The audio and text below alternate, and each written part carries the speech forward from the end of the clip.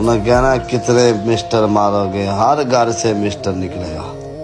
Footpath तो उठ के इतने आए हैं, सानू कदा पार है किसी का। जीरो तो शुरू करने वाला बंदा कभी भी नहीं डिगदा।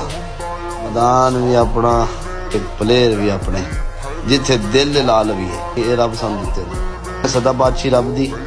जो असीं अपने मूँह आखने कि रब ते बिलीव रखने वाला बंदा मरदा नहीं, ये टाइम ही रब ने लिया।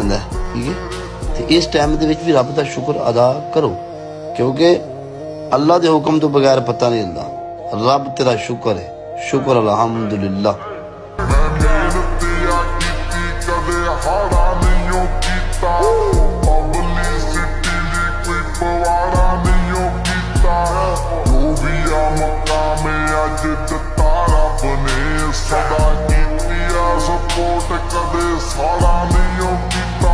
बस इंशाल्लाह तुसी दुआएं करो, टाइम आवे बस, कोई रोला नहीं।